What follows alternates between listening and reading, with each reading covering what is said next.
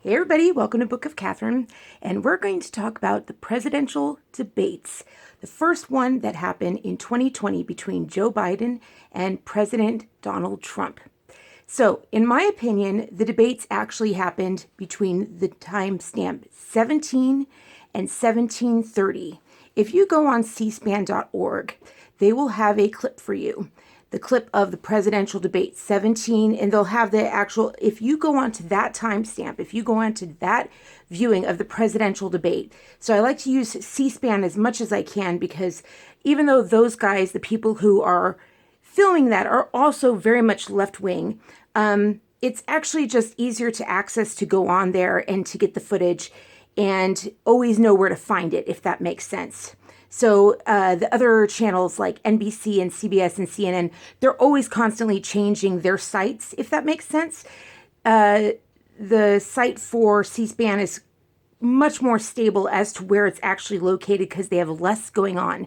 They don't have as much content, if that makes sense. So if you go on cspan.org and if you look up the presidential debate for 2020, the first one, and then you go to the timestamp 17 and then go to 1730, between that timestamp, in my opinion, is when the entire presidential debate happened. I watched it with my friends. Not all of them, obviously not all of them were available, but we did have a pretty good chunk ready because I had my procedure that day. And we do try to kind of do those procedures, and we try to have, we just have this network, we have this way of doing things. Anyway, so more than usual were actually with us and happened to be ready just because I had my procedure that day, and that night was the night we ended up talking the most about my procedure. So we ended up doing the debates. We normally watch a movie that night. And so we watched the debates that night. And so it was one of those things. I normally pause and stop movies and talk through the movies. I'm really bad about that. So I was pausing and stopping through the debates a lot. This time they didn't mind so much. I was like, wham, wham. So we kept getting off. Everybody was like getting off all the time. So, but I was like, wham, 17 to 1730 is when it completely happened. And I'll try and break that down for you here. And then maybe I'll just break it down now. And then maybe I'll go get the video and bring it to you. Can't wait till I get my FND training with the Mind and Body Institute. Can't believe I got in. But we'll actually try and get me better so that I can use some of the software and just do it for you online. But you'll see how often I stop it. You might like this better, this format better. But let me break down what actually happened between 17 and 1730, which pretty much defines everything. So number one, to understand everything, to understand the debate, you may have not understood why President Trump was like hammering, wham, wham, wham, wham, wham. And I think that what we didn't understand is that President Trump was not debating a woman anymore. We have seen President Trump debating women or Republicans. That's what we're used to seeing, is President Trump debating Republicans, people on his own party, or a woman. So we haven't ever seen him debate a man who's a Democrat. That's changing things. And so it was uncomfortable, for me anyway, to watch him. And I wanted to stop the tape a number of times until I saw what happened between 17 and 1730. We were delayed because I was talking about not watching it anymore, saying it was bad for my health. I was even saying online, why would I watch it? Why would I let Joe Biden into my life? And then it was very informative.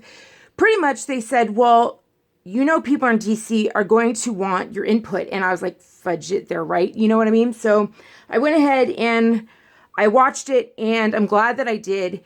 We finally saw Donald Trump go after a man in the Democratic Party, and he was fidgety on the other side. You kept seeing him be fidgety, like he was kind of like this. And it finally struck me when the debates were over. He was fidgety in the way of like, I have a nation to run. You're wasting my time. Like, let's get it over with. Just let's get this done here. We know I'm going to win. We know I'm already over with.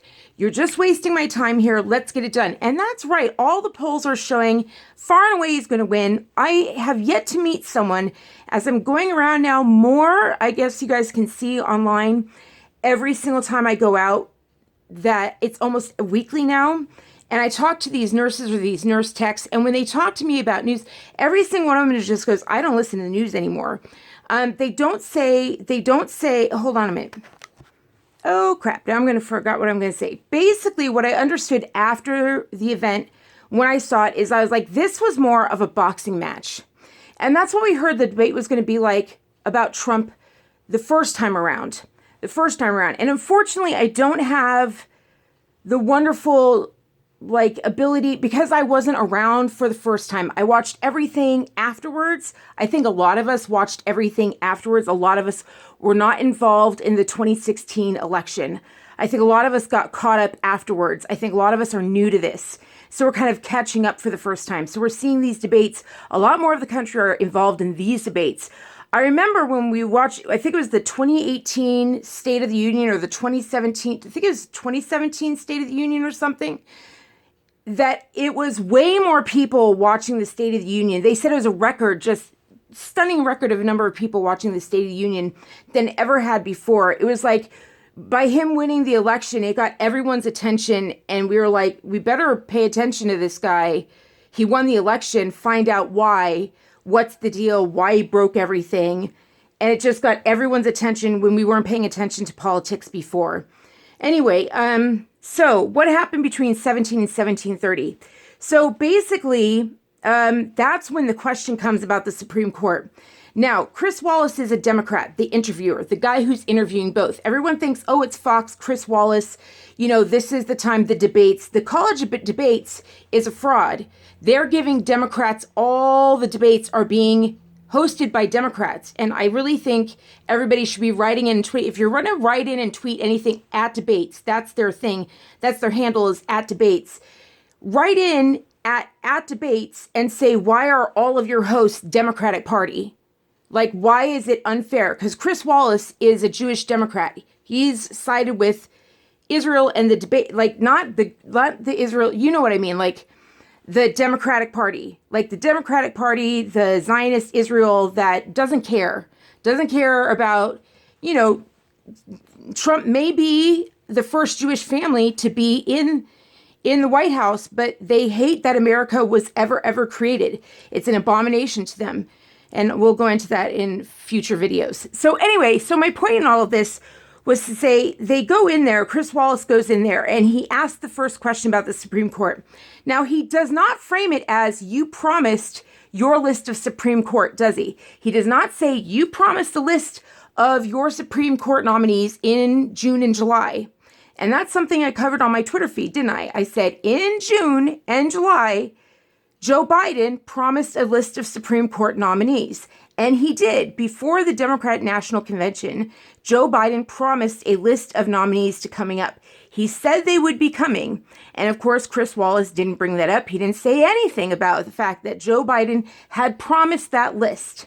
And then after he broke the promise, after the DNC was like, we held the congressional, we had the entire event, and he never announced it during the entire event, Donald Trump did an amazing thing and announced more people on his list.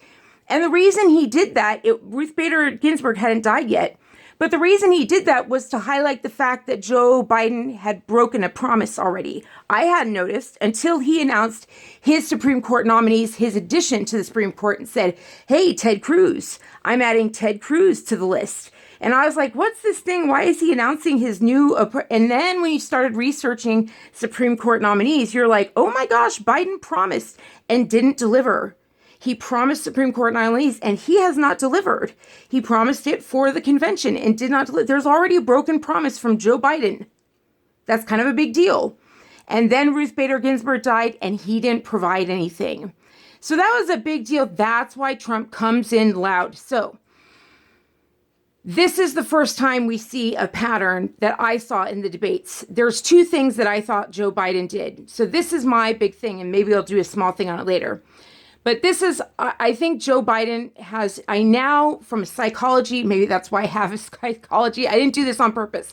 Maybe that's why I was meant to have a psychology poster background. I had this because of a Ron Koch thing that I did for Yosemite. It's my only blank page that I had to write anything about Yosemite on there. But basically, this is what I saw from Joe Biden. He has two fight or flight methods. He has the fly away, it's getting too tough, so fly away. I was like, oh, he's doing it again, he's flying away. I'm going to fly away to the people, fly. That's his thing, fly Did you see it? Like anytime, watch the debate again and he'll be like, whoop, fly, taking flight. Or he'll go, boom, dig a little, dig a little, dig a little, dig, dig, dig, dig, dig. He'll go gnome, dig, dig, dig, dig, dig, dig, dig, dig. Or he'll go fly like a bird, fly. And I'm like, he's doing it again, fly. You can do it, people. You can do it. You can do it. You can elect whoever you want, but I'm going to win no matter what you do. You can elect whoever you want, and I'm going to win just so you know, no matter what you do. You're going to win on election night. It's up to you. It's up to you, but I'm going to win just so you know. I mean, it was just like, it was classic. It was fantastic. It was just a fantastic note. So between 1730, we finally see it. We see Chris Wallace give him the serve up, which is what we're used to. The Democrat server goes ahead and gives a set thing. He's like, did you see, by the way, go back and watch Chris Wallace. There's points at which he forgets his lines. Joe Biden forgets his lines and he just starts mumbling. He goes, and he just starts like emptying water out of his mouth. And Chris Wallace will go, so do you mean to say, and he starts giving him lines. He starts feeding him lines. And Joe Biden goes, yeah, start up. And he gets back on track. Watch for that in the debate. That's highly illegal. If I were the Trump team, I wouldn't do another debate. I'd just be like, why? You're wasting my time. Russia could bomb us, for heaven's sake. China could bomb us, and I'll be wasting my time with you guys. With Joe Biden, fly away Biden. Yo, what did the guy say? He foul. Oh, we saw that. He foul, all right. He's a foul. Get it? F-O-W-L. He foul. He fouled, all right. He fouled. Fly away like a bird. All right, so Trump just sees it. He's like, this is where he's broken his promise. And so you see it because it's where he's broken his big promise. And he goes, Chris Wallace feeds him the lines. And like, boom, you see it. He goes, look at the camera. You can see it in Biden's face. He goes, I know this one. I'm going to look at the camera. He looks at the camera. He goes, people. And he starts reading the line. I have a scheme. I have a dream, people. I have a dream. And then you hear out from the back. You hear this voice. You gonna do this? You gonna do this? You gonna do this? And you see Biden. You just see Biden go, you gonna do this? You gonna answer the question? You gonna do that? And he's like, you gonna do this? You gonna do this? You gonna do this? And then finally it happens before it even hits 1730. Like at 17 minutes, he goes, I have a dream. Fly away. Come on, people. I'm going to say my speech. Fly away. I'm going to say my speech. Perfect speech. And then here comes a little airplane, American airplane. You're going to answer the question. You're going to come to the ground. And he's like, taking bolts. You're gonna go to the ground. You're gonna come back to reality. You're gonna come back to reality. No, fly away. There's bullets in there's a bullet in the kite. The kite's taking bullets. It's taking bullets. And then he goes, like at 17:29. And I was like, that's it, game over. And he actually says it like, shut up, man. And I'm like, game over. And all of us were like, oh, game over. And that was it. That's when I knew Donald Trump's strategy, why he was being like, because what he showed us was, look, whoever's in this position has to go up against Xi, President Xi, Chairman Xi, has to go up against Putin, has to go up against China's emperor or Japan's emperor, has to go up against frickin' India, has to go up against all Al-Qaeda. Who did Trump take out? He just in January, no one reported it, I missed it. He not only took out the head of ISIS, he not only took out the head of the son of Osama bin Laden, but then he took out the creator of Al-Qaeda in January, which we missed. I didn't even hear about that. You can't go after the creator of Al-Qaeda if all it takes is a guy saying, hey, you got to answer the question, you're going to answer the question, you're going to answer the question, and you go, that's all, folks. That's it. You cannot, you have to be, when that happened to Reagan was just like, what the, want to take it outside? Well, it was just like, and I won't want to give like too many, like, I'm not going to go into it too much, but I'm just saying, like, that was it. That was all, folks. And there was one other point in it where it happened a second time. There was 2 points, and I'm like, that's it. There are two rounds in the game. That I was like, that's all, folks. And so we were like, hey, and then we were like, hoo. That was it. It was kind of like the rest of the night. We went to it. Like, normally I stay awake all night after a procedure. Like, normally all night long, I'm awake all night long after a procedure because it's so painful. Like, it just keeps you in pain. And that's normal. I mean, normally, and I didn't. I was just like, good night, honey. I mean, it's just because the debate was so like, Okay, so I need to finish out the end of 1730. I didn't finish out what happens. So he goes, oh, man. Oh, shut up, man, right? And then the guy goes, okay, so that was it for that round. He doesn't even call the guy out. Chris Wallace doesn't even call out. He doesn't even call him out for saying, well, you broke a promise on this one. He just goes, oh, shut up, man. It's broken. He breaks. He totally breaks the machine. And he goes, all right, so on to the next round. He goes, I don't know if that was productive. And he goes, and Biden actually he goes, yeah, that was productive. And the crowd laughs. Because that's the first time we finally hear the crowd and we hear how much they lowered the sound from the crowd. We finally hear the crowd, finally. Last time, the other debates, we really heard the crowd. You finally hear how much they've cranked the sound from the crowd down. They've removed them very back and put a ton of padding in so we can't hear the crowd. And you hear the crowd laugh when he's like, yeah, that was productive. When Biden's like, yeah, that was productive. And the whole crowd is like, because they're like, yeah, that pretty much was. We saw you go down with one. I mean, that's all it took. That's all it took. And what you saw was, this is a guy who got last in his class. And if anything went wrong, all he did was curl in a ball or fly away. Fly away, Joe, or curl. Fly away, Joe, or curl. That's his method of dealing with life and reality. That's his method. Fly away or hide. Fly away or hide. And I swear to God, there's all these rituals in these Catholic schools. He's Catholic. It's hysterical that they're attacking her for being Catholic, and yet their candidate is Catholic. Can you believe this? I'm like, hello, you're attacking your own candidate here for president. Oh, it'll be Catholic. Your candidate's Catholic. The Catholics send out ballots telling you how to vote. Only the Catholic faith does that. Goes, here's your ballot, please. Vote like this. From the Pope. I couldn't believe it. I saw it on like one of the Fox News things. They were like, I can't believe they say the Pope tells you how to vote. And I'm like, yeah, it's there in black and white. They send it out from every diocese has it. Like unions. Boom. Here's who to vote for. They go, it's recommendations of who to vote for. Like, my mother had it so easy how to vote every time. She's like, I remember finding out all these things. She took me around all the time, all these freedom and civil rights things. And then finding out when I was like 19 years old, she's sitting there filling out her ballot with this little thing from the diocese telling her exactly how to vote. Just easy, fill out. And I was like, what? Like, you've been whipping my butt all my life about civics, and then you just go ahead and vote how the priest tells you to? I was just like, are you kidding?